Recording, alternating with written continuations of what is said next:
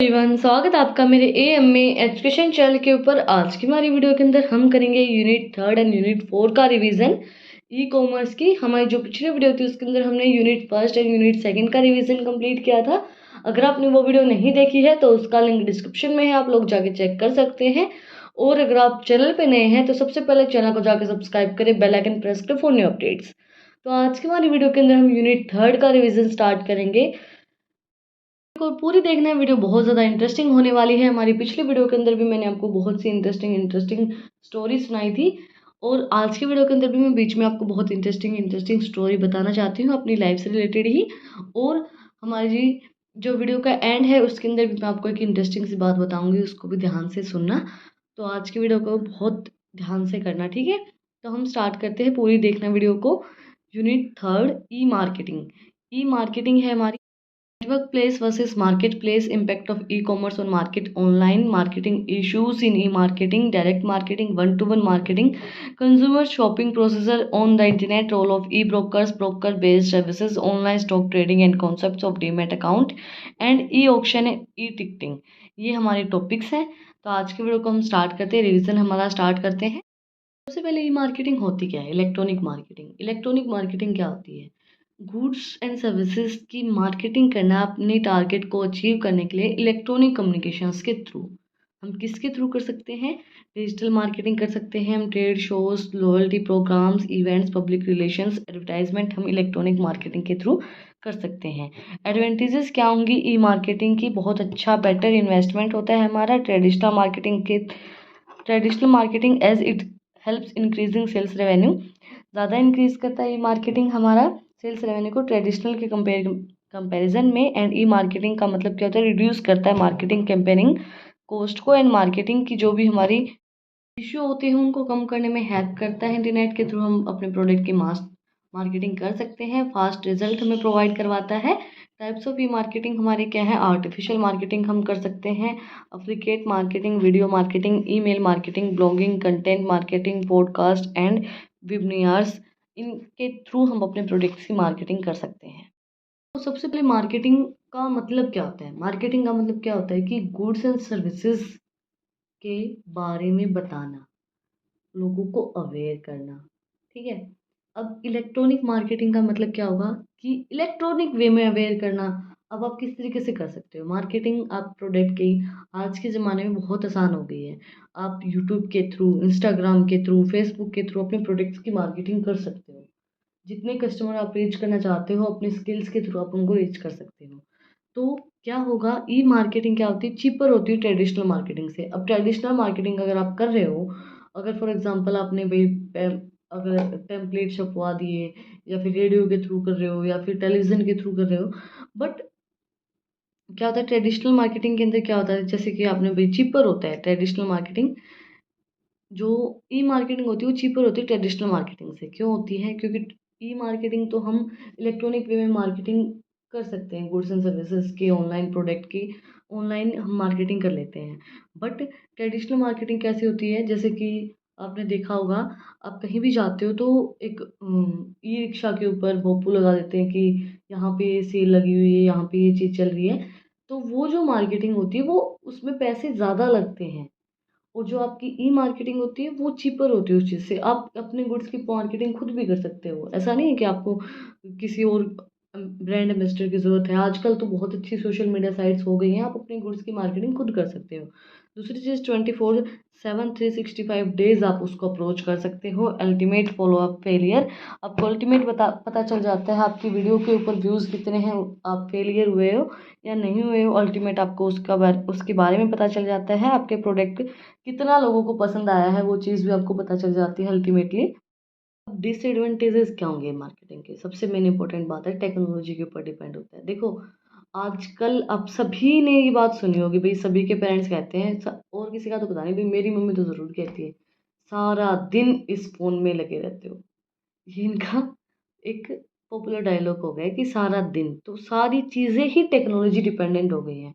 अब उनको कौन समझाए कि सारा काम ही टेक्नोलॉजी के ऊपर चल रहा है। अब मेरे को वीडियो भी बनानी होती है, कंटेंट भी बनाना होता है, उसके बाद अपलोड्स भी करनी होती हैं, उसके बाद हम टेलीग्राम भी देखते हैं। तो बहुत सी चीज़ें ऐसी हो जाती हैं कि फिर वो फ़ोन में ही लगा रहेगा इंसान। तो मम्मी को ये होता है कि सारा दिन फ़ोन में लगी रहती, कुछ नहीं करती। मेरी बेटी कुछ नहीं करती, सारा दिन फ़ोन में लगी रहती है। बट ये चीज़ अच्छी भी है और एक जगह पे बुरी भी है भाई। ऐसा नहीं है कि बुरी नहीं है। टेक्नोलॉजी पे डिपेंड होना ठीक है, बट फुल्ली डिपेंड होना बहुत गलत होता है। आप लोगों ने देखा होगा कि पहले के जो लोग हैं ना, उनके बहुत से नंबर याद होते हैं। बट भाई मुझे भी 3 ही 4 नंबर याद है, खुद का, 1-2 पेरेंट्स का या भाई का। बट और बच्चों को तो खुद का नंबर भी याद नहीं होता है कईयों को। तो इस वजह से सब चीज़ें टेक्नोलॉजी पे डिपेंड हो गई भाई, फ़ोन के अंदर सेव है, क्या ज़रूरी है किसी का नंबर याद करना। तो वो चीज़ हो गई है। सब चीज़ें टेक्नोलॉजी के ऊपर डिपेंड हो गई हैं। वर्ल्ड वाइड कंपटीशन है। Private privacy and security issue बहुत ज़्यादा आता है भाई। प्राइवेसी कई बार लीक हो जाती है, कई बार हैकर बहुत ज़्यादा हो गए हैं। हमारे इंडिया के अंदर भी, बाहर भी बहुत ज़्यादा बड़े बड़े हैकर हैं। चीज़ें हैक हो जाती हैं तो प्राइवेसी लीक हो सकती है। Higher transparency and price competition.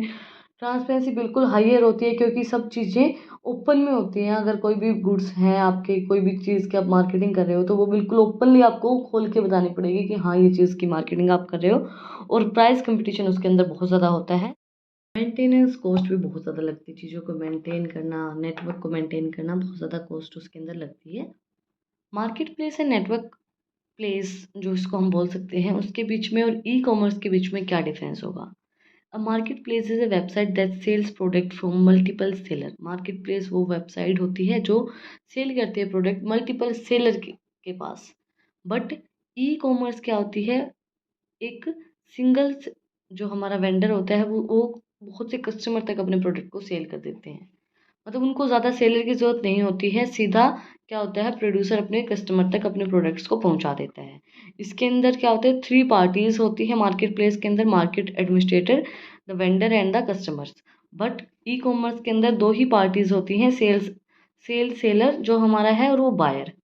इसके बाद है do not have the inventory since they do not create space for the seller content with the buyer connect with the buyer. इनके पास क्या होता है कि कोई भी इन्वेंट्री नहीं होती है क्रिएट करने के लिए कोई भी स्पेस, तो सेलर कनेक्ट कर सकता है सीधा बायर से। But need to hold inventory. जो ई कॉमर्स है उसके अंदर आपको होल्ड करनी पड़ेंगी इन्वेंट्रीज, कस्टमर की डिमांड को देखना पड़ेगा और फिर आप ड्रॉप करेंगे शिपिंग। उसके बाद ही आप अपनी शिपिंग करेंगे। उसके बाद जो उन्होंने डिमांड की है उसके अकॉर्डिंगली हम प्रोडक्ट्स को मंगवाएंगे। Then vendor can save time and money in textually since they do not have setups the maintain the website. इनको वेबसाइट मेंटेन करने की ज़रूरत नहीं होती है। मार्केट प्लेस और नेटवर्क प्लेस के अंदर, ई कॉमर्स के अंदर आपको एक नेटवर्क चाहिएगा, एक वेबसाइट आपको बनानी पड़ेगी। Seller can use consumer trust and recognize of the marketplace, access a large audience or potential buyer immediately. Seller क्या होता है, कंज्यूमर की ट्रस्ट को यूज़ करता है। कई बार क्या होता है कि आपकी ट्रस्ट को मिसयूज़ कर दिया जाता है ना? और ई कॉमर्स के अंदर ऐसा नहीं होता है। वो एक अपनी ई कॉमर्स साइट बिल्ड करते हैं, अपने ब्रांड की इमेज को क्रिएट करते हैं, ब्रांड एंड प्रोडक्ट की इमेज को क्रिएट करते हैं। कई बार क्या होता है कि आप किसी शॉपकीपर के ऊपर या किसी भी इंसान के ऊपर, आपका फ्रेंड है, आपका कोई भी रिलेटिव है, उसके ऊपर आप ट्रस्ट कर लेते हो। और ट्रस्ट नहीं करना चाहिए। एक चीज़ मैं बताऊँ, कोई बोल देता है कि ट्रस्ट करना चाहिए, इसी तरीके से रिलेशनशिप चलती है, नहीं चलती है भाई। क्योंकि एक बात हमेशा याद रखना, देखो ट्रस्ट करो बट ब्लाइंड ट्रस्ट मत करो। मैं एक बात हमेशा यही कहूँगी आप लोगों को कि मैं ये नहीं कहूँगी ट्रस्ट मत करो किसी के ऊपर, बट ब्लाइंड मत करो, अंधा ट्रस्ट मत करो कि नहीं यही है, कुछ है वो। फॉर एग्जांपल, ये मैं ये नहीं कह रही कि आज मतलब जो अभी आप जिस एज के अंदर हैं, उस एज के अंदर क्या होता है कि हम ये सोचते हैं कि भाई यही है, सब कुछ है, ब्लाइंड ट्रस्ट कर लेते हैं किसी भी इंसान के ऊपर। और ये चीज़ मेरे साथ भी होती है कई बार कि है ना, मैं ये सोचती हूँ कि मैं जैसी हूँ वैसे ही सब लोग हैं। बट ऐसा नहीं होता है। कभी भी अंधा ट्रस्ट मत करो, ब्लाइंड ट्रस्ट किसी के ऊपर भी मत करो। अगर आपको कोई कुछ भी बोल रहा है ना, थोड़ा सा एक माइंड में लेके चलो कि अगर ऐसा कुछ हो जाता है ना, तो आप अपने आप को संभाल पाओ, आप टूटो नहीं। मैं तो एक ही चीज़ बोलती हूँ, भगवान इतना रखना कि हम आप जो भी हमें देंगे वो स्वीकार करेंगे। आप जो भी हमें दे रहे हैं वो अच्छा है, स्वीकार करेंगे। बट भगवान कभी भी सब्र मत टूटने देना। अगर जिस दिन सब्र टूट गया ना, उस दिन बहुत नुकसान हो जाता है। तो किसी का सब्र और किसी का है ना फ़ायदा मत उठाया करो भाई। पता है देखो कई बार क्या होता है, मैंने लड़कियाँ देखी, उस मैं एक छोटा सा एग्जांपल देती हूँ, मेरी फ्रेंड का ही देती हूँ। मैं उसके साथ 6 क्लास तक पढ़ी थी, उसके बाद मैंने स्कूल चेंज कर लिया, मेरे को मिली वो कॉलेज के अंदर, when I was in college. तो उस टाइम पे वो मुझे मिली तो मेरे को लगा कि हाँ भाई अच्छी लड़की है, ठीक है। तो वो कहती चल बहुत दिन बाद हम मिले हैं, कुछ खा पी के आते हैं। मैंने कहा चलो ठीक है। तो हम दोनों चले गए। तो उसने अपने बीएफ की पिक अपने फ़ोन में वॉलपेपर लगा रखी थी। तो भाई उसने वॉलपेपर लगाया, मैंने कहा ये कौन है? तो उसने कहा कि ये तेरे जीजू हैं। मैं चलो ठीक है भई। तो मैंने कहा कि अच्छा है भई यार, ठीक है। क्योंकि उसकी पर्सनल लाइफ़ थी, मैंने उसके बारे में कुछ भी नहीं बोला। उसके बाद उसने मुझे कहा कि यार मेरा तो है ना, मैं तो सिर्फ़ 1 महीना ही किसी से बात कर सकती हूँ, 1 महीने से ज़्यादा मुझसे मैं किसी से बात ही नहीं कर सकती। मैं उसकी तरफ ऐसे देख रही, लिटरली मैं बता रही हूँ, मैंने उस दिन उसके साथ जो थोड़ा बहुत खाना था वो खाया हमने, और उस दिन के बाद मैं ना कभी उससे नहीं मिली। क्योंकि मेरे को पता है, मैं इस चीज़ पे बिलीव करती हूँ, मेरी बहुत सी फ्रेंड्स ऐसी हैं जिनकी जो रिलेशनशिप में हैं और जिन्होंने लव मैरिज भी की है। बट मैं इस चीज़ के खिलाफ नहीं हूँ कि रिलेशनशिप में मत रहो। बट मैं इस चीज़ के खिलाफ हूँ कि आप धोखा दे रहे हो किसी को, और ये चीज़ नहीं होती कि भई लड़के ही धोखा देते हैं, लड़कियाँ भी होती हैं। मैंने तो लड़कियाँ ही देखी हैं, क्योंकि मैं कॉलेज जो है मेरा, जहाँ से मैंने ग्रेजुएशन की है, वो गर्ल्स कॉलेज था। तो हमने लड़कियाँ ही देखी हैं।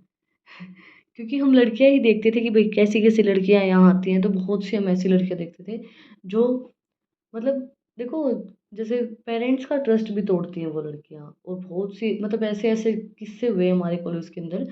ऐसी-ऐसी लड़कियाँ आती थी जो, जैसे कि हॉस्टल था हमारे कॉलेज के अंदर, तो हॉस्टल में अपना फ़ोन रख जाती थी, आती थी, कभी उन्होंने कोई क्लास अटेंड नहीं की, और फिर अपना क्या करती थी, फिर से अपना वो लग जाती थी, क्या बोलते हैं, वो अपना फ़ोन पे बात करने लग जाती थी अपने बीएफ के साथ, कोई क्लास नहीं लेती थी वो लोग। तो पता है एक बार क्या हुआ, जैसे मैं वो लड़की बता रही हूँ ना जो मतलब 1 महीने से ज़्यादा किसी लड़के से बात नहीं करती, वो ज़बरदस्ती मुझे, मतलब मुझे पता नहीं था, मेरी 1-2 और हमारी दोनों की कॉमन फ्रेंड थी, तो वो मुझे ले गए, तो वो वहाँ पे वो भी थी। तो मैंने उसको मतलब ये नहीं बोला था भई मैं तुझसे बात नहीं करूँगी, पर मैंने खुद ने ही बात करनी बंद कर दी। तो वो समझ तो गई थी, तो वो गई थी मेरे पास, तो उसने बोला कि है ना यार एक कुछ लेके आना है एक शॉप से, तुझे पता है तू चल मेरे साथ। तो मैं चली गई। भाई उसने 2000 रुपए की वॉच ली, वो भी लड़कों की।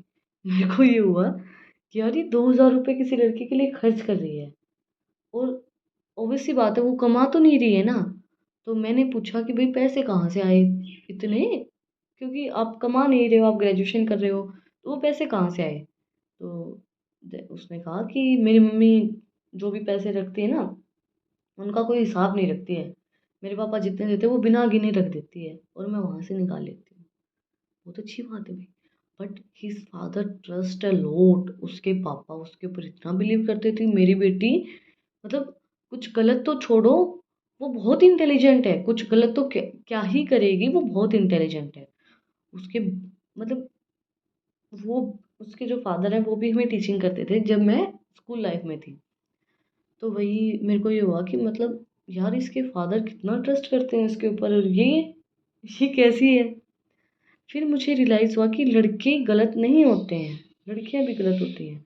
बट कई बार क्या होता है ना, आप इस चीज़ के साथ, आप फॉर एग्ज़ाम्पल आप मज़े ले रहे हो किसी के भी, बट अगला अगर आपके साथ सीरियस है ना, तो मैं सही बताऊँ ना, जो दिल से दो बददुआएँ निकलती हैं ना, वो आपकी ज़िंदगी को बर्बाद कर देती हैं, वो लगती हैं भई। और बददुआ किसी की भी नहीं लेनी चाहिए, इस बात को हमेशा याद रखना। अगर आप किसी को हर्ट करोगे, तो आपको भी आगे ना, इसी जन्म में आगे ना, आगे जाके आप उस चीज़ को भुगतोगे, आप उस चीज़ को फ़ील करोगे, और ये सच्चाई है। अब लोग कमेंट में पूछने लग जाएँगे कि आपकी फ्रेंड का नाम क्या था? तो मैं नहीं बता सकती हूँ उसका नाम, तो मत पूछना मुझे कमेंट्स में। तो हम फिर भी अपने टॉपिक पे आते हैं, impacts of e commerce on market and retailer. Markets and retailer के ऊपर क्या इम्पैक्ट पड़ा है भाई हमारा ई कॉमर्स का। सबसे पहले impact on market, promotions of product. Market के ऊपर क्या इम्पैक्ट पड़ा कि आप प्रमोशन कर सकते हैं अपने प्रोडक्ट्स का, इजीली आप प्रमोशन कर पाएंगे अपने प्रोडक्ट का ऑनलाइन मार्केटिंग के थ्रू, ई मार्केटिंग के थ्रू। कस्टमर्स को 24 आवर सर्विसेज प्रोवाइड करवा सकते हैं, इजीली इंफॉर्मेशन प्रोवाइड करवा सकते हैं, कैंपेनिंग कर सकते हैं, टेलीट्रोनिंग कर सकते हैं according to desire clients. Personalised items में be made available. Personalised item का मतलब क्या होगा, कस्टमाइजेशन आप कर सकते हैं कस्टमर की नीड्स के अकॉर्डिंगली। कई बार हम ये नहीं बोलते हैं कि भाई मेरे अकॉर्डिंगली आप इसको मैन्युफैक्चर करो, तो कस्टमर की नीड के अकॉर्डिंगली आप उसको मैन्युफैक्चर करवा सकते हैं। Benefits of e commerce on market क्या रहेंगे। It enable customers shops to do and transactions should be clock at a day and all over around to any parts of the world। हम कहीं भी अपने सामान को भेज सकते हैं 24/7 and it provide customers with more choices. Customer को बहुत ज़्यादा चॉइसेस प्रोवाइड करवाते हैं, क्विक आपको डिलीवरी प्रोवाइड करवाते हैं। मार्केटिंग हमें प्रोवाइड करवाती है जो भी हमारे पॉसिबल ऑप्शंस होते हैं उनके अंदर पार्टिसिपेट करने के लिए। हमें बताती हैं कस्टमर के interference and customer electronic communicate and exchange करती है, हमारे आइडियाज़ को कंपेयर करने में हेल्प करती हैं। अलाउ करते हैं कस्टमर की receive details and relevant information with in second. Facilitate करती है competition which is results and substantial discounts. E commerce expand करती है मार्केट प्लेस को एंड नेशनल इंटरनेशनल मार्केट्स को, और रिड्यूस करती है time between the outlay and capitals and the respect receipts and products and services. Decrease करने में help करती है cost of creation, processing, distribution and storing paper based information. Paperless working होती है हमारी ई मार्केटिंग के अंदर। Impact of e commerce on marketing. Marketing के ऊपर क्या इम्पैक्ट रहेगा ई कॉमर्स का। प्रोडक्ट का प्रमोशन कर सकते हो, डायरेक्ट सेविंग, कस्टमर सर्विसेज आप प्रोवाइड करवा सकते हो, ब्रांड की इमेज आप क्रिएट कर सकते हो, एडवर्टाइजमेंट कर सकते हैं मार्केटिंग के थ्रू। इलेक्ट्रॉनिक मार्केटिंग के इलेक्ट्रॉनिक कॉमर्स के थ्रू आप प्रोडक्ट की मार्केटिंग कर सकते हो, कस्टमाइजेशन कर सकते हो, order processing, order making processing and intermediators and customers की वैल्यूज़ उसके ट्रेडिशनल के अकॉर्डिंगली आप कस्टमर की जो प्रोडक्ट है उसको कस्टमाइज कर सकते हो। कस्टमाइजेशन ऑफ प्रोडक्ट्स जो हमने पिछला टॉपिक किया था उसी उसके अंदर तो हमने क्या कर रखे हैं कि पॉइंट्स नहीं बना रखे हैं ज़्यादा, और ये जो टॉपिक है सेम टॉपिक है बट इसके अंदर मैंने और थोड़े से अच्छे से पॉइंट्स को एक्सप्लेन कर रखा है। Marketing issues in e marketing, direct marketing, one to one marketing, marketing consumer shopping processor on the internet. Important topic है भाई, नोट कर लेना। There are the certain challenges in e marketing. Dynamic platform होता है, मतलब जो अपना जो प्लेटफॉर्म होता है वो चेंज होता रहता है, मतलब लोगों का टेस्ट एंड प्रेफरेंस चेंज होता रहता है, इसकी वजह से आपके जो गुड्स हैं वो भी चेंज होते रहते हैं। Competing with the big brands and the companies. आपको बड़े बड़े ब्रांड के साथ compete करना बहुत बड़ा इशू आता है एंड कंपनीज के साथ। एंड अब अनप्रिडिक्टेबल बाइंग बिहेवियर, कंज्यूमर का जो अनप्रिडिक्टेबल बाइंग बिहेवियर होता है, जो उनका मूड स्विंग्स जो होते हैं ना चेंज होते रहते हैं, तो वो बहुत ज़्यादा इशू लाते हैं। एंड लिमिटेड आपका जो बजट है एंड कंज्यूमर कंसर्न मार्केट, ये इसके अंदर इंक्लूड की जाती है। कंज्यूमर की एक्सपेक्टेशंस क्या हैं और रियली वो क्या चाहता है, क्या उसकी रिक्वायरमेंट है, उसके अकॉर्डिंगली आप अपने प्रोडक्ट को मैन्युफैक्चर करेंगे। वो इशू आता है क्रिएटिंग फ्रेश इंगेजिंग कंटेंट। हर बार एक फ्रेश कंटेंट लेके आना बहुत डिफिकल्ट होता है। जैसे जो भी सोशल मीडिया प्लेटफॉर्म को यूज़ करते हैं, सोशल मीडिया प्लेटफॉर्म पे हैं, उनको पता होता है कि डेली नया कंटेंट लेके आना बहुत ज़्यादा डिफिकल्ट हो जाता है। And the mobile friendly, more than the 50% of users and shops from the smartphone and the tablets are the opposite of the desktop and the campaigning need to be optimize their websites for the easy used for the mobile phone। जो आपकी website है वो easily आप mobile phone पे use कर पाएँ, ऐसी आपको वेबसाइट बनानी पड़ेंगी। डाटा एंड सर्विंग इश्यूज आपके आ सकते हैं। Data serving, data is and big assets and when it comes to and digital marketing people hesitate to share their information. जब हम डिजिटल मार्केटिंग का यूज़ करते हैं तो पीपल लोग भाई हम भी हेजिटेट करते हैं अपनी इन्फॉर्मेशन को शेयर करने के लिए, क्या पता कोई उस इन्फॉर्मेशन का मिस यूज़ कर ले। Content strategies, it is a big challenge for the brand because social media platforms are the extreme dynamic audience in the globally spread content की strategies बहुत ज़्यादा difficult होता है, क्योंकि सोशल मीडिया प्लेटफॉर्म एक dynamic platform है, change होता रहता है, तो ऑडियंस जो है बहुत ज़्यादा होती है, तो उनको वो चीज़ पसंद आना, वो स्ट्रेटजी जो आप यूज़ करें वो पसंद आना बहुत ज़्यादा डिफिकल्ट होता है। Fast changing trends and updates, trend और अपडेट फास्टली चेंज होते रहते हैं। नया रोज डेली एक नया ट्रेंड आता है और वो चेंज होता रहता है। मार्केटिंग क्या होती है? डायरेक्ट मार्केटिंग एक कम्युनिकेशन ऑफर होती है जो आप डायरेक्टली अपने प्री सिलेक्टेड कस्टमर्स तक पहुंचाते हो। डायरेक्ट मार्केटिंग और इसके बाद है इनडायरेक्ट मार्केटिंग क्या होती है? इनडायरेक्ट मार्केटिंग क्या होती है? बिल्ड करती है brand awareness and loyalty and following that the continue from the over time. Benefits क्या होंगे डायरेक्ट मार्केटिंग के? हाई सेगमेंट होती है, टारगेटिंग ऑप्टिमाइज करती है, मार्केटिंग बजट को इंक्रीज करती है, sales and current form of client, upgrade loyalty strategies and create new business opportunity, test and analysis result. देखो वो तो डायरेक्ट मार्केटिंग थी। अब है one to one marketing. Direct marketing और वन टू वन मार्केटिंग अगर आप अच्छे से समझोगे तो इसका हम डिफरेंस से समझेंगे। वन टू वन मार्केटिंग को हम पर्सनल मार्केटिंग भी बोल सकते हैं। डायरेक्टली आप इंडिविजुअल जिसको हम मार्केटिंग बोलते हैं, जैसे ये नहीं होता है कि इंडिविजुअल के लिए ही आप उस चीज़ को ऑफर कर रहे हो, इंडिविजुअल लोगों के लिए जो चीज़ें होती हैं। And process of one to one marketing क्या होगी? सबसे पहले identify prospective and customers, differentiate customers in the terms of needs and value of company. क्या होता है वन टू वन मार्केटिंग के अंदर? कुछ लिमिटेड लोगों के लिए ही वो प्रोडक्ट्स होते हैं। जैसे एप्पल का प्रोडक्ट है, वो कुछ लिमिटेड लोग ही उसको खरीद पाते हैं, परचेज उसको कुछ लिमिटेड लोग ही कर सकते हैं। तो डिफ्रेंशिएट करते हैं कस्टमर्स को कि उसकी नीड्स के अकॉर्डिंगली कंपनी उस टाइप के मैन्युफैक्चर करती है प्रोडक्ट को और उन्हीं लोगों को बताती है कि जो उनको परचेज कर पाए। Understand individual needs and build strong relationship. Understand करते हैं इंडिविजुअल की नीड्स क्या हैं और अपनी एक स्ट्रॉन्ग रिलेशनशिप बिल्ड करते हैं एंड कस्टमाइजेशन करते हैं according to the customer needs. Personalized marketing benefit क्या होंगी? कन्वर्जन होता है, हेल्प करते हैं कन्वेइंग कंज्यूमर, परमानेंट कंज्यूमर को परमानेंट करने में हेल्प करती है, कस्टमर रिटेंशन करने में हेल्प करती है, आपके रेवेन्यू को इंक्रीज करने में हेल्प करती है, अंडरस्टैंड करने में हेल्प करती है कस्टमर्स की नीड्स को, कस्टमर्स को एंगेज करने में और कस्टमर्स के फीडबैक लेने में हेल्प करती है, social sharing and brand affinity जो होती है उसको बढ़ाने में हेल्प करती है। हम समझ पाएंगे direct marketing and one to one marketing को इसके डिफ्रेंशिएशन से। डायरेक्ट मार्केटिंग क्या करती है? फोकस करती है uniform customer about good offer, उनको एक अच्छा ऑफर देने के लिए। But one to one marketing क्या करती है? फोकस करती है कस्टमर के साथ रिलेशनशिप बनाने के लिए। Can reach a maximum audience. Direct marketing maximum audience को रीच करती है, but one to one marketing limited audience को रीच करती है, जो डायरेक्टली मतलब सिर्फ एक लिमिटेड पर्सनली जिसको आप जानते हो, पर्सनली जिसको आप इंफॉर्मेशन शेयर करते हो। The message is not personalised for the each customer. इसके अंदर जो वन टू वन मार्केट जो डायरेक्ट मार्केटिंग होती है उसके अंदर जो मैसेज होता है वो सबके लिए पर्सनलाइज नहीं होता, वो सबके लिए कॉमन होता है।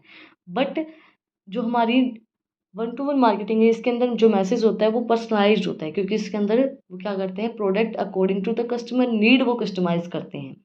Then mainly about the instant gratification, customers में be build trusting relationship. Mainly instant gratification होता है कस्टमर्स के साथ, तो वो अपनी ट्रस्टिंग रिलेशनशिप बिल्ड नहीं कर पाते हैं, बट इसके अंदर उनकी एक ट्रस्ट रिलेशनशिप, अच्छी रिलेशनशिप बन जाती है, पर्सनल रिलेशनशिप बन जाती है। डायरेक्ट मार्केटिंग क्या होती है? इसके अंदर इन्वॉल्व की जाती हैं mails, emails and catalogs, failures, database marketing, newsletters etcetera. And involve की जाते हैं इसके अंदर sales people using their skill. इसके अंदर सेल्स पीपल यूज़ किए जाते हैं जो अपनी स्किल्स को यूज़ करके कस्टमर के साथ एक अच्छी रिलेशनशिप बनाती है और प्रोडक्ट को सेल करते हैं। Marketing is the action of selling products and services directly to the public rather than the through retailer. Direct marketing के अंदर डायरेक्टली पब्लिक तक चीज़ें पहुंचाई जाती हैं, बट पर्सनल मार्केटिंग के अंदर, पर्सनल सेलिंग के अंदर type of selling where sales person tries to persuade customers to buy product. Sale person जाता है और परस्यूट करते हैं कि आप इस प्रोडक्ट को परचेज कीजिए। Then consumer shopping processor in the e marketing, सबसे पहले क्या करेंगे? सर्च करेंगे product using Google shoppings and items, देखेंगे भाई आपको क्या पसंद है शॉपिंग के लिए, फिर सर्च करेंगे via Google searching for and buying products and website देखेंगे, फिर ऐड करेंगे प्रोडक्ट को अपने कार्ट के अंदर, कंटिन्यू करेंगे अपनी शॉपिंग को and check out and pay, create an account before you buy and analyze checking out. ये सब प्रोसेस आपको पता होगी क्योंकि आप लोग आजकल यूज़ करते हो, ज़्यादा आपको बताने की ज़रूरत नहीं है। रोल ऑफ ई ब्रोकर्स, ये भी इंपॉर्टेंट टॉपिक है भाई, इसको भी याद कर लेना। ई ब्रोकर क्या होता है? अलाउ करता है यूज़र को buy and product electronically and obtain information, information provide करवाता है वेबसाइट के थ्रू। अब जो ब्रोकर होते हैं वो तीन टाइप के होते हैं: full service, discount services and robo brokers full services के अंदर तो ये पूरी सर्विसेज प्रोवाइड करवाता है, सारी इन्फॉर्मेशन हमें प्रोवाइड करवाता है ट्रेडिंग के accordingly, investment, advertisement, research, retirement plan, tax tips etcetera.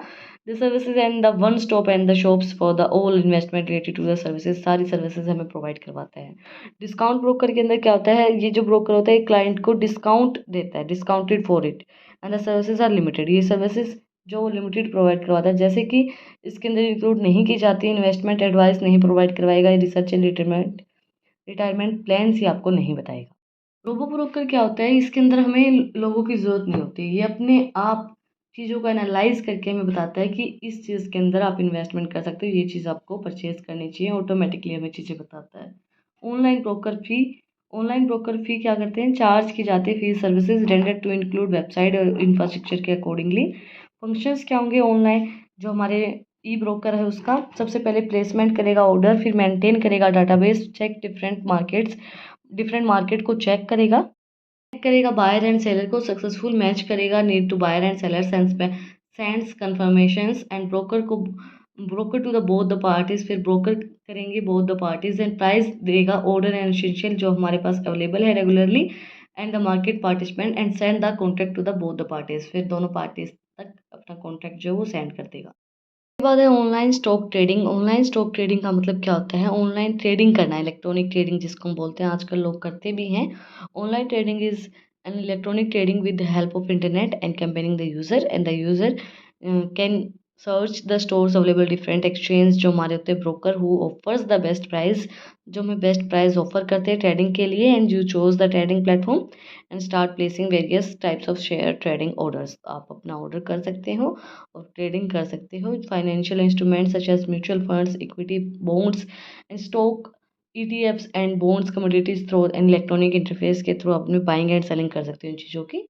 To trade online, आप किस तरीके से ऑनलाइन ट्रेड कर सकते हो, सबसे पहले आपको ओपन करना पड़ेगा एक demat account and trading account, फिर उसके बारे में नॉलेज एंड एनालाइज करना पड़ेगा कि मार्केट की क्या इन्फॉर्मेशन है, सारी इन्फॉर्मेशन फाइनेंशियल मार्केट के बारे में आपको सर्च करना पड़ेगा, स्ट्रैटेजी बनानी पड़ेगी एंड मार्केट को अंडरस्टैंड करना पड़ेगा, फाइनेंशियल मार्केट किस तरीके से काम करती है, क्या कंडीशन है, उसके अकॉर्डिंगली ही आप फिर ट्रेड कर पाओगे ऑनलाइन साइकोलॉजी को समझ के।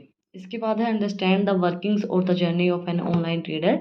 सबसे पहले buy and orders and invite the investors and demat trading account हम ओपन करेंगे, वंस रिलेवेंट मैच करेंगे found trader and after executing trade confirm करेंगे हमारी स्टॉक ब्रोकर के पास and client and their clearing process, जो हमारी प्रोसेस है उसको क्लियर करेंगे and cleaning corporations and the clearing corporations tells the trades and dead credit and the shares the demat account of the buyer, demat account को share करेंगे buyer के पास and the digital record करेंगे हमारे executed orders and also labels the user their respective online trading platform for the future reference, फिर हम अपना execute कर देंगे ऑर्डर को और अवेलेबल कर देंगे कि भाई आगे जो भी हमारे ऑनलाइन ट्रेड हम अगर करना चाहते हैं तो वो हमें फ्यूचर में रेफरेंस दे पाए। Things to remembers before you start online trading, सबसे पहले आपका demat account and trading account mandatory होता है। चूज़ करें एक ब्रोकर को एंड मीट योर रिक्वायरमेंट्स, आपकी रिक्वायरमेंट बताएं, रिसर्च करें thoroughly and analyse before taking trades, आप रिसर्च करें सारी चीज़ों को, मार्केट को रिसर्च करें, उसके बाद ही आप ट्रेड करें। बेनिफिट क्या होंगे ऑनलाइन ट्रेडिंग के, cost time and effort efficient होता है, सेव करता है एनर्जी एंड ब्रोकरेज स्पेस को, कंप्लीट करता है control and over placement, portfolio management करता है, tracking and stock and they return and secure trading होती है, एक ट्रांसपेरेंट होती है, सारी चीज़ें ट्रांसपेरेंसी होती है इसके अंदर। डीमैट अकाउंट होता क्या है, डीमैट अकाउंट कंटेन करता है सारी डिटेल जो हमारे शेयर्स एंड सिक्योरिटीज़ के होते हैं, इट्स इन योर नेम, आपके नाम के साथ, एंड परचेज करते हैं share, you will not need to open and trading account, आपको जो ट्रेडिंग अकाउंट ओपन करना है उसके अकॉर्डिंगली आपके शेयर्स को परचेज करते हैं। इंपॉर्टेंट क्यों रहेगा आपका demat account, demat account help करता है इन्वेस्टर को शेयर्स एंड सिक्योरिटीज़ को इलेक्ट्रॉनिक फॉर्मेट में लेके आने के लिए, इसको हम डीमोटलाइज्ड अकाउंट भी बोल सकते हैं। ये हमें हेल्प करता है, प्रॉपर एक ट्रैक बताता है कि आप यहाँ पे इन्वेस्टमेंट कर सकते हो, बल्कि जो भी हमारे एक्सचेंज होते हैं trade end funds, bonds and mutual funds, एक हमें बताता है कि आप यहाँ पे इन्वेस्टमेंट कर सकते हो। अब मैंने डिमोटलाइजेशन बोला था, इसको हम डीमैट भी बोल सकते हैं, ये जो प्रोसेस होती है ये कन्वर्ट करती है फिजिकल शेयर को सर्टिफिकेट्स के अंदर, इलेक्ट्रॉनिक फॉर्म के अंदर, and making it easy to maintain and assurance from them for anywhere, मतलब कि डिमोटलाइजेशन का मतलब क्या होता है कि ये कन्वर्ट करती है हमारे जो फिजिकल शेयर होते हैं उनको सर्टिफिकेट के अंदर, जिनको हम डीमेट इलेक्ट्रॉनिक फॉर्म के अंदर, जिनको हम डीमेट अकाउंट भी बोल सकते हैं। बेनिफिट क्या होगा इसका? Ultimate risk proper based share certificate होता है, ये कन्वेंशन होता है शेयर स्टोरेज स्टोर करने के लिए। Bonus stocks and splits get automatically update आप कर सकते हो। Stores various investment easy access आप ऑनलाइन कर सकते हैं इनको। नॉमिनेशन फैसिलिटी हमें प्रोवाइड करवाता है। Types of demat account. Demat account कितने टाइप का होता है? Regular demat account. Regular demat account के अंदर क्या होगा? मीन्स इंडियन रेजिडेंट हैं आप और यहाँ से आप अपने स्टॉक्स की ट्रेडिंग कर रहे हो, इक्विटी शेयर परचेज कर रहे हो।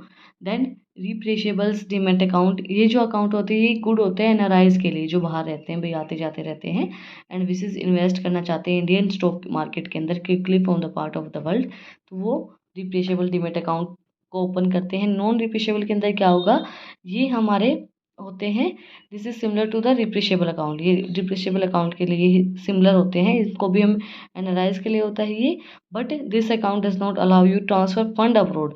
बट ये जो हमारा अकाउंट होता है ये अलाउ नहीं करता है कि आप जो आपका फंड है उसको अब्रोड में ट्रांसफ़र कर पाएँ, आप उसको ट्रांसफ़र नहीं कर सकते हैं। उसके बाद ई ऑक्शन क्या होता है? ई ऑक्शन का मतलब, ऑक्शन का मतलब क्या होता है आपको सभी को पता है? जैसे कि ये नहीं होता है एंटिक पीस का ऑक्शन लगा हुआ है, ऑक्शन है इस जगह पे, एंटिक पीस का ऑक्शन है, तो आप लोग जाते हैं वहाँ परचेज करते हैं। वहाँ पे क्या होते हैं? बायर होते हैं, कंज्यूमर नहीं होते हैं, बायर होते हैं, या फिर वो लोग होते हैं जिनको शौक होता है एंटिक पीस परचेज करने का।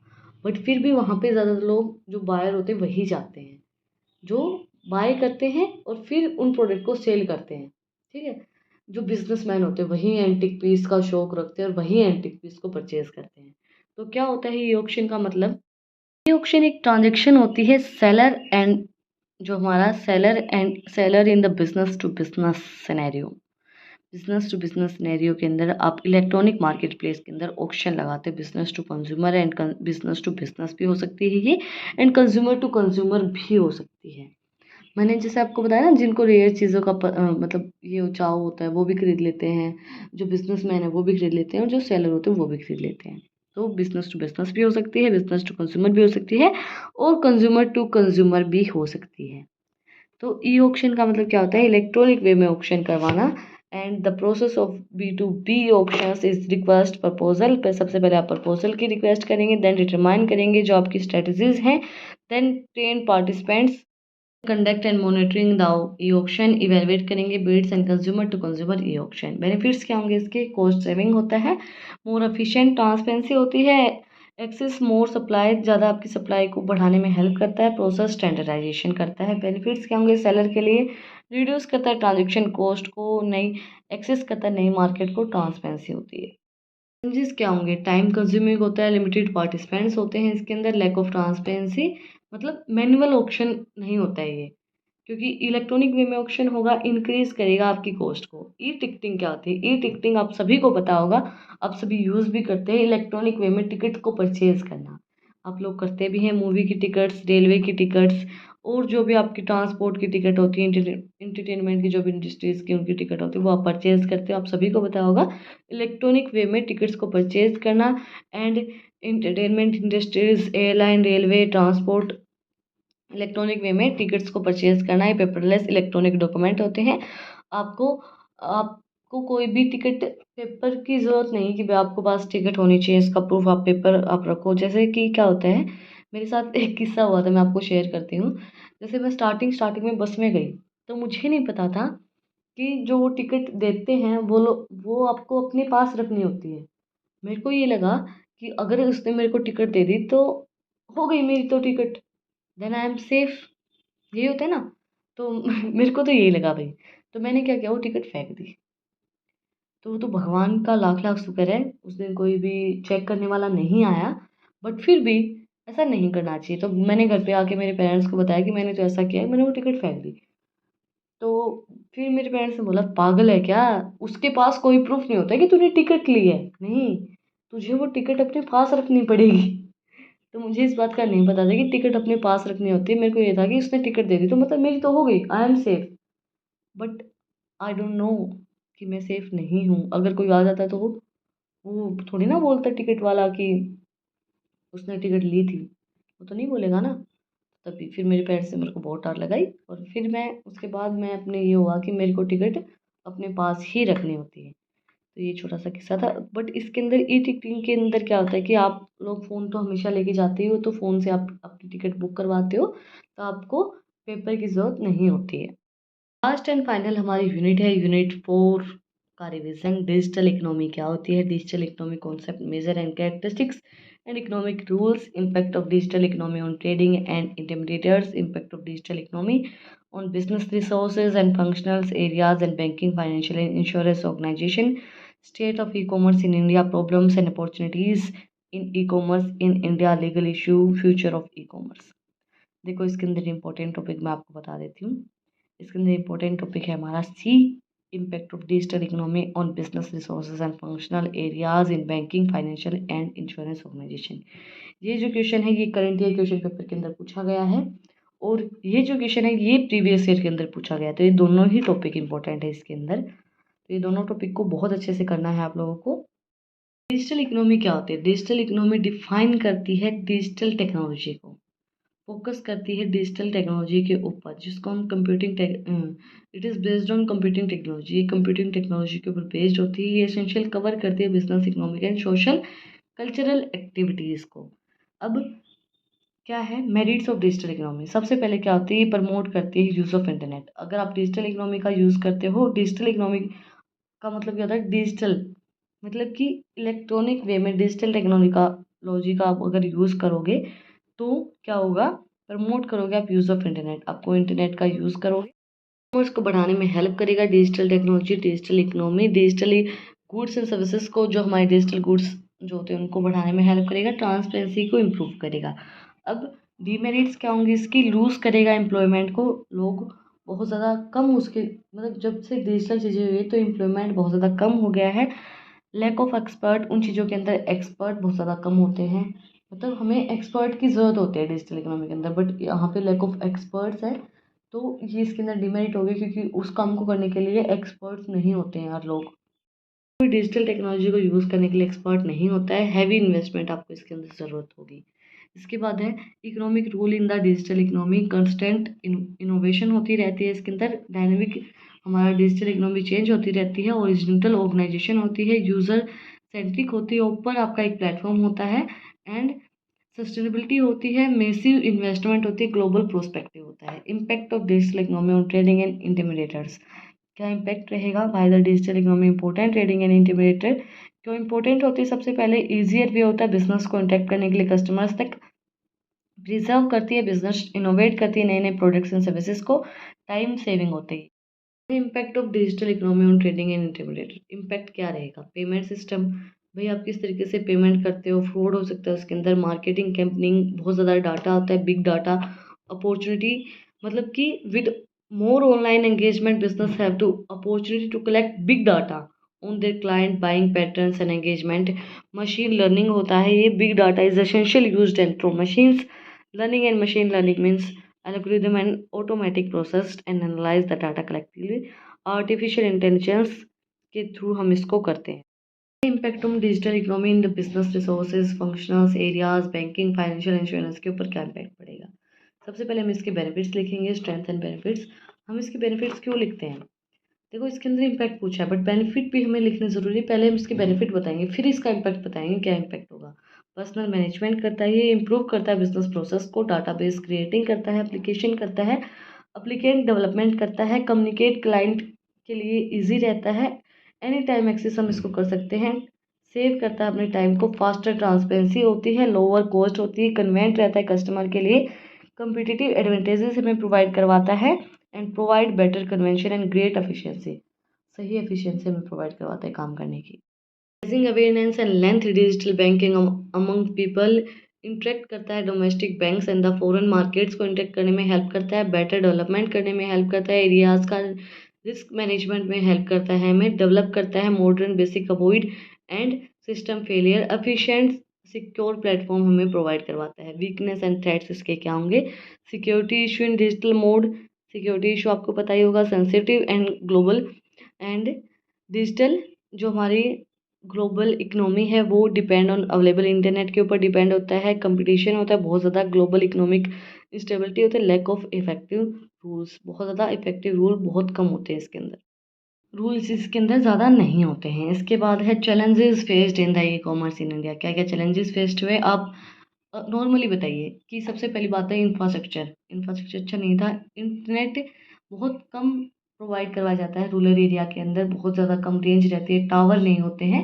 और कई जगह जो पहाड़ी एरिया होते हैं वहाँ पे भी इंटरनेट फैसिलिटी बहुत कम होती है, तो इंफ्रास्ट्रक्चर की एक दिक्कत आई, चैलेंज आया, absence of proper cyber law नहीं होते इसके अंदर, privacy and security issue, payment tax related issues आते हैं, digital literate and consumer virtue problems आती है, लैंग्वेज प्रॉब्लम आती है, क्योंकि इंग्लिश स्पेसिफिक ज़्यादा होती है, जो रूरल एरिया के अंदर लोग रहते हैं उनको इंग्लिश नहीं आती है, logistic in the problems and thousand of Indian turns and refund की प्रॉब्लम बहुत ज़्यादा आती है।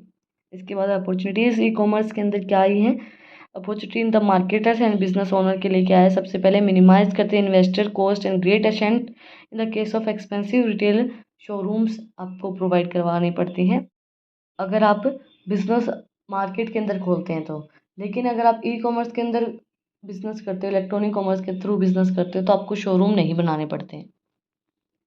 इट कैन प्ले एन विचुअल roles in the improving customer services को इम्प्रूव करने में हेल्प करता है, एंड प्रोवाइड करता है great scope of globalisation business and making product services available customer world wide, customers को वर्ल्ड वाइड प्रोडक्ट्स को अवेलेबल करवाने में हेल्प करता है हमें। देन नेक्स्ट है हमारा opportunity for the consumer and the buyers के लिए क्या अपॉर्चुनिटी रहेगी, बाइंग ऑप्शन हमें प्रोवाइड करवाता है, quick convention end user friendly होता है हमारे लिए, नेसेसरी होता है, the best part, and it help in the eliminate the travel cost को कम करने में हेल्प करता है हमें, 24/7 हमें प्रोवाइड करवाता है सर्विसेज। लीगल रिक्वायरमेंट क्या रहेंगी e commerce business in India, e commerce के अंदर must complete the meet and labellings and the packaging आपकी सही होनी चाहिए, and requirement set by the legal mortal acts के थ्रू होना चाहिए, 2009 के through, food safety and standard act के थ्रू, 2006 के through, and drugs and cosmetic act 1940 and other relevant laws के इंक्लूड करने के बाद ही आप उसको कर सकते हो। Information technology act 2000 in the primary registration and the government in the user interpret, मतलब आपको उस चीज़ को रजिस्टर करवाना पड़ेगा इन एक्ट्स के थ्रू, आपका जो प्रोडक्ट है वो सेफ है। लीगल रिक्वायरमेंट्स क्या रहेंगी इंडिया के अंदर, registration, GST registration, bank account, payment gateway and legal documents.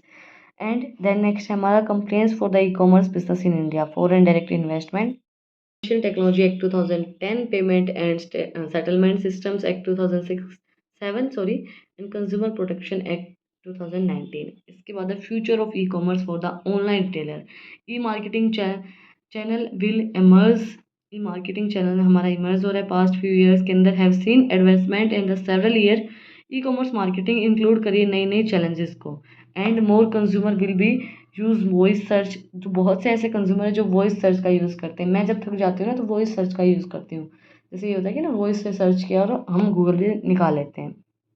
Private label to the become more common, private label लगाना अपने प्रोडक्ट के ऊपर बहुत ज़्यादा कॉमन हो गया है, वो कोई भी अपना लेबल लगाए फिरता है कि ये मेरा लेबल है, ये मेरा लेबल, तो बहुत कॉमन हो गई ये चीज़। Brands will lean not substantially, brands जो है वो सब्सटेंटली अपना काम नहीं कर पाते हैं। Future for the e commerce for marketer, marketer के लिए क्या फ्यूचर रहेगा इसका, device usage will become even more important, device का जो यूज़ है वो ज़्यादा इंपॉर्टेंट रह गया है, क्योंकि इसके अंदर क्या है कि हम सब लोग अभी फ़ोन को यूज़ करते हैं, तो ऑनलाइन शॉपिंग करना ही ज़्यादा पसंद करते हैं, तो डिवाइस यूसेज ज़्यादा हो गया है। But why actually in the past more e commerce business जो है वो डिज़ाइन करिए, बिल्ड करिए ऑनलाइन बिजनेस को, मोबाइल कॉमर्स जिसको मैंने आपको बोला, personalise will be the key of the success to be the success, e commerce company essential and shopping experience with their customers, मतलब आपके कस्टमर के साथ आपकी शॉपिंग एक्सपीरियंस है वो भी शेयर करते हैं लोग, अपना जो भी उन्होंने अगर शॉपिंग की है तो वो बताते हैं। आजकल तो यूट्यूब के ऊपर भी वीडियोज़ आती हैं कि भाई मैंने ये मंगवाया था, what I order and what I good, जो वीडियोज़ आती हैं। तो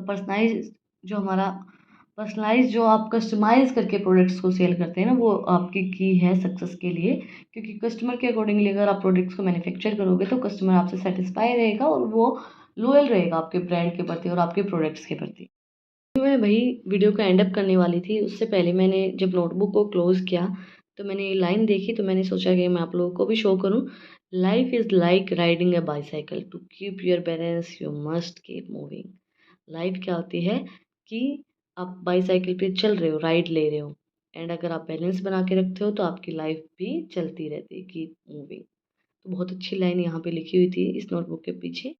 कि मैंने आपको बोला था कि मैं आपको लास्ट में एक सरप्राइज़ दूँगी। सरप्राइज़ ये है कि नेक्स्ट वीडियो के अंदर हम अपना करंट ईयर का क्वेश्चन पेपर सॉल्व करेंगे ई कॉमर्स का, और जो प्रीवियस ईयर का क्वेश्चन पेपर है वो मैंने आपको टेलीग्राम चैनल पे अपलोड कर चुकी हूँ मैं।